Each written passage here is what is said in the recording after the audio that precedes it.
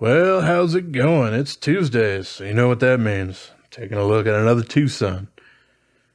I still have plenty more than this, but yep, this is the next one up. This is the TS116.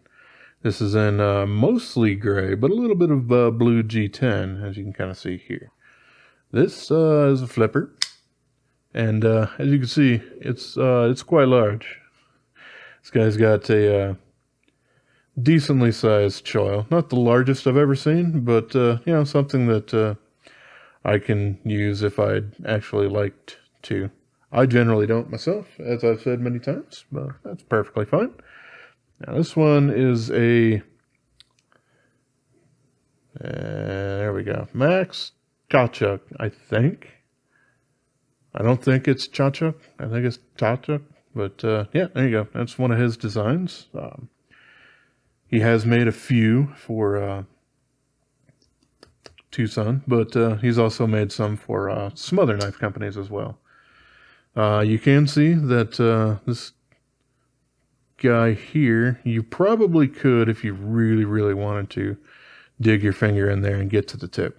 And it doesn't absolutely come out there, and that's to help kind of mitigate that a little bit. And I mean, it's pretty darn safe as it is there. You actually do have to go out of your way for it. So that's cool. Next up, the blade hole in here, not really used for deployment at all. It's mostly used for kind of balancing purposes, which is kind of at the lower end there of the index finger groove on there, which works out super great. This guy's in, 14C28N. So we're moving a little bit out of D2 territory now.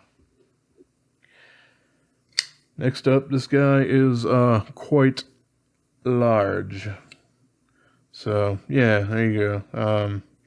As far as what they would consider it, just slightly over 4 inches.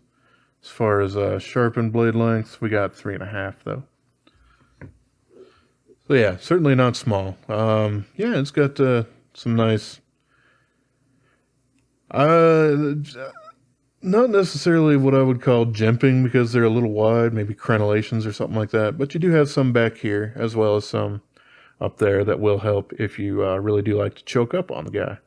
This is a true Wharncliffe. So straight all the way, no belly. Comes down to a point, so it's not like a sheep's foot or anything like that. This is straight up horny. So, that was with a W. I kind of sounded like I said horny. That's not the word I wanted to use at all. Yeah, as all of them, he's using ball bearings.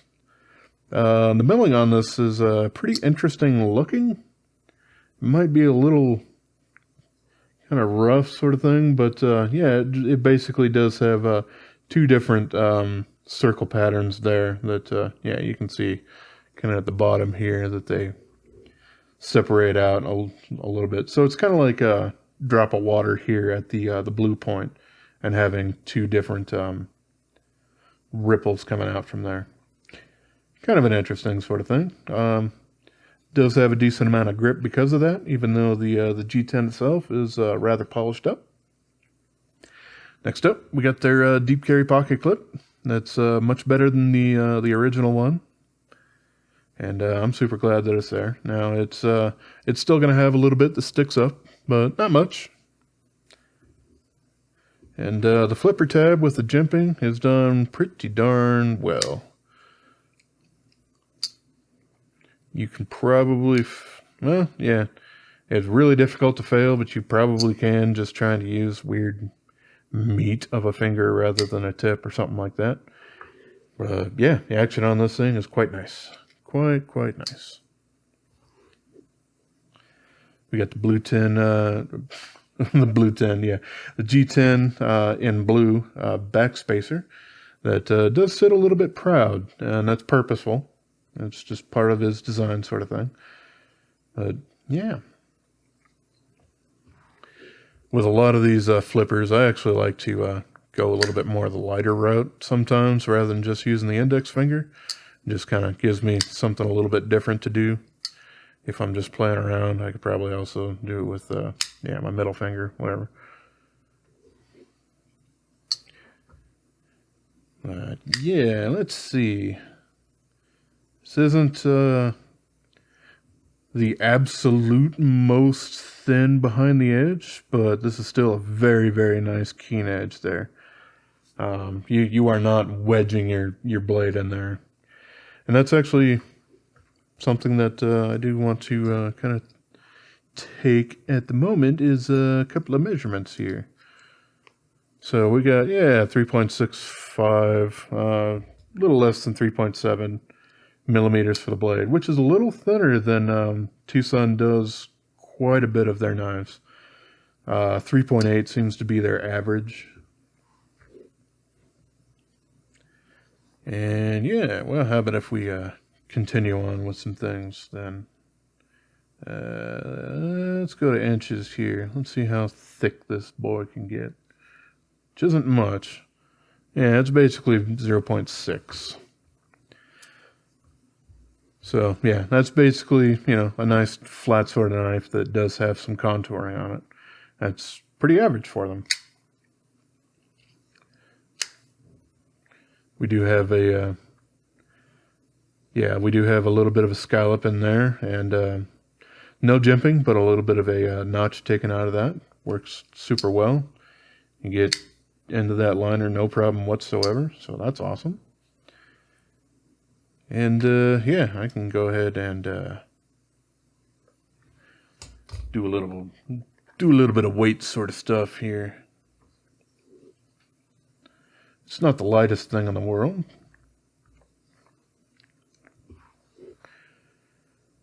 There we go. Just under 4.1 ounces. Or basically 115.5 grams. And when you consider the fact that this is just slightly over 4-inch blade on the thing, then it's, dangerously close to that ounce an inch thing there. So, that's decent. I do like the handle shape to it. It's fairly neutral, but it does curve. And I do want to take a look on the inside of this thing. So how about if we go ahead and do that now? This is a TwoSun, so all the hardware is T8.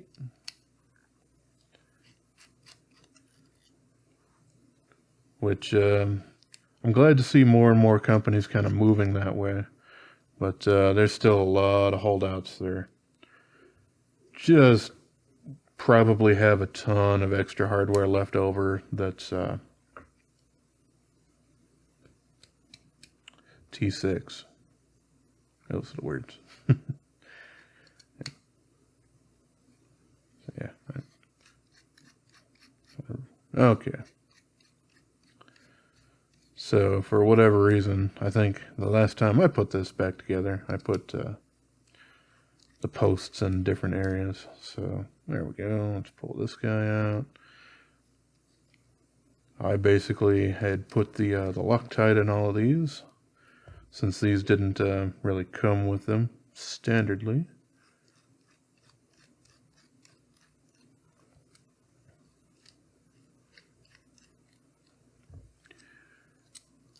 Yeah, whatever. Yeah.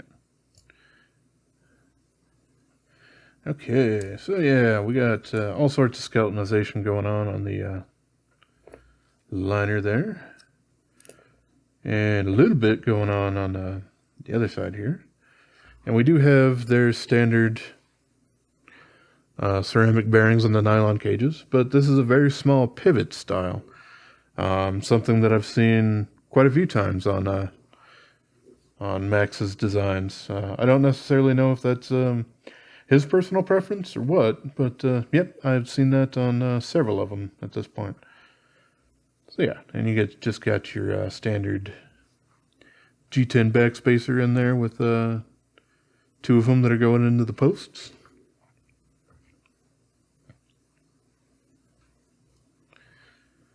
So I'm going to actually put this back together probably the way that it's supposed to go. And yeah, you can see that the ceramic bearings certainly do sit inside the blade there. They're not external or sitting inside the liners here. So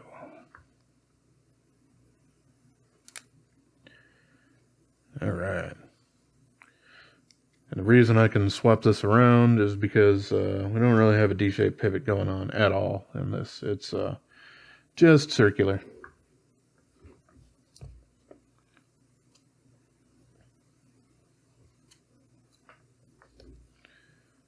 So yeah, at this point I'll get the posts put in here as well.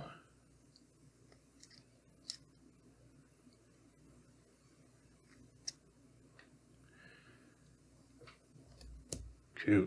Alright. Toss that in there. There's the blade pin here for it.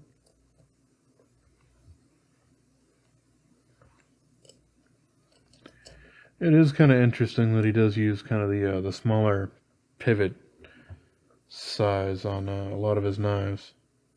It's just not something that I necessarily think was super necessary on that, unless he, you know, absolutely wanted a little bit more skeletonization going on there. But, you know, it still works perfectly fine, so no complaints there. Yep, I suppose I should cover that. Yep, ceramic bearing in the liner as well. So, yep, there we go. That guy's squished a little bit because I, as always, am a dumbass, and I didn't put the stupid backspacer in place.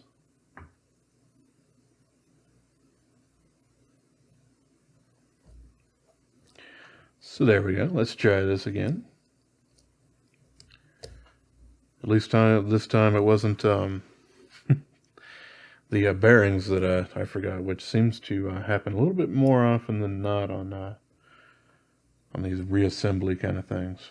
I don't know why. I generally don't have that problem when I'm dealing with them myself, but on camera, just seems to happen. Oh well. So yeah, got the pivot in place. I'll go ahead and close him up just to get all that crap out of my my tender pink finger path.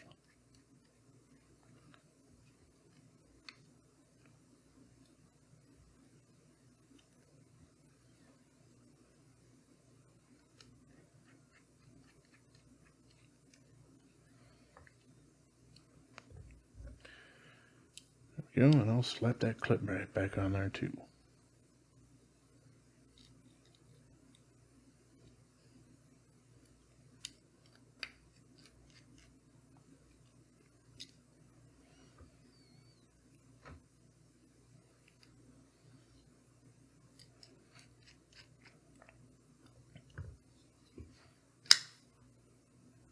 Yeah, no blade play whatsoever. I still got super nice action. I could probably even loosen this up a little bit.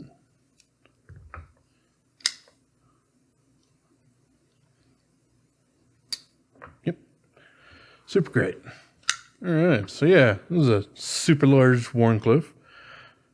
Not the largest I have, actually, because I do have the Cold Steel Frenzy that's pretty close to like 5 or 5.5 inches of a Wharncliffe blade. But this one's pretty cool. I like it as a design quite a bit. I do actually like gray G10. That's not, excuse me, it doesn't look super blue. This is, you know, a very neutral gray. I like that quite a bit. And this thing doesn't really have the problem of the blade stop pin being part of the blade, so it doesn't really have extra holes cut out there, but it does have an exposed detent there, which means you might want to be careful, especially if you're cutting up anything that might release some dust or whatnot, that it might kind of get in there, and that could affect a little bit of it staying closed. That being said, though, the detent strength on this is just fantastic for flinging the blade out there. Like it quite a bit. It's a fun one, and I also do like I like me some large knives, and this is certainly one of those. So yeah, that's about all I really have to say about it. Nice large Wharncliffe with a finger choil there. And all the other TwoSun goodies that make it super great. All right. Well, that's the TS116 by Max Tkachuk. And as always, I appreciate y'all for watching. And have yourself a wonderful rest of your day, yo.